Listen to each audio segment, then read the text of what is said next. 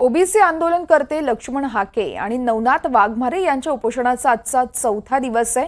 काल मराठा आंदोलन आणि ओबीसी आंदोलन आमने सामने आले होते। हे सगळे आंदोलक लक्ष्मण हाके आणि नवनाथ वाघमारे यांच्यासोबत या संदर्भात बातचीत केली आहे आमचे प्रतिनिधी शिवानंद पाटील यांनी।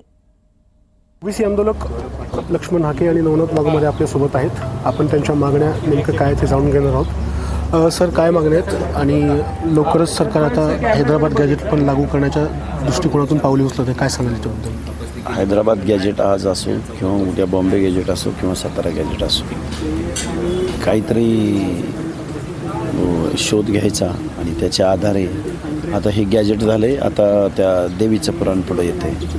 त्यामुळं आम्हाला असं वाटतंय की काहीही करून ह्या जातीयवादी मुख्यमंत्र्याला मराठा समाजाला ओबीसीमध्ये घालायचं आहे आणि ओबीसीमध्ये गेल्यानंतर ओबीसीमधल्या छोट्या जाती आणि ओबीसीचं आरक्षण संपुष्टात येणार आहे। मागासवर्गीय परत ह्या मुख्यमंत्र्याला जोहार घालण्याच्या परिस्थितीमध्ये येणार आहे आणि या सगळ्या गोष्टीला विरोध करण्यासाठी आम्ही हे उपोषण सुरू केलेलं आहे। राज्य सरकार ओबीसींच्या मागण्यांकडे दुर्लक्ष करते असं वाटतं का? 100% नाही, 1000%।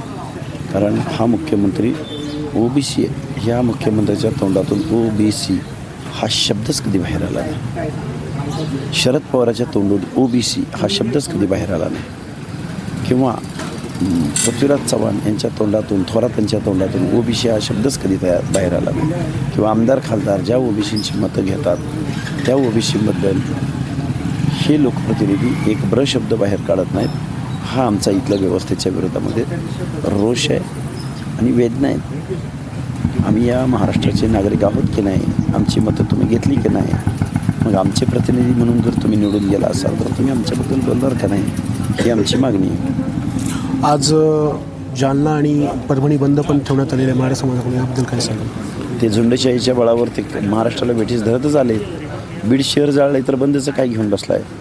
त्यामुळे या असल्या झुंडशाहीला, दडपशाहीला आम्ही घाबरणार नाही आहोत। ओबीसींच्या मनामध्ये विश्वास निर्माण करण्यासाठी, गावगाड्यातल्या ओबीसी भटक्या विमुक्तांना विश्वास देण्यासाठी आम्ही हे आंदोलन करतो आहे। आम्ही कोणाच्याच बापाला भीत नाही आणि महाराष्ट्र म्हणजे काय झरांगे किंवा झरांगेच्या जातीची जहागिरी नाही।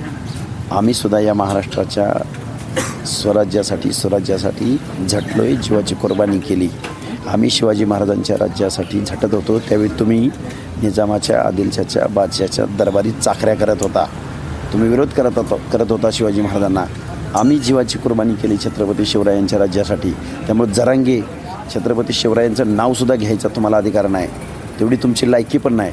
कारण शिवाजी महाराज 18 पगड जातीच्या लोकांसाठी रयतेचे राजे छत्रपती शिवाजी महाराज होते आणि त्यात शिवाजी महाराजांच्या पुतळ्यासमोर बसता आणि रयतेच्या विरोधामध्ये विष वक्ता, शिव्या घालता। जरांगे, तुम्हाला शिवाजी महाराजांचं नाव घेण्याचा काडी मात्र अधिकार नाही। ओबीसी बांधव मराठा समाजाला जसं उत्तर देण्यास तयार असल्याचंही आता या दोघांनी सांगितलेलं आहे। NDTV मराठीसाठी मी स्वानंद पाटील, वडीगोद्री, जालना।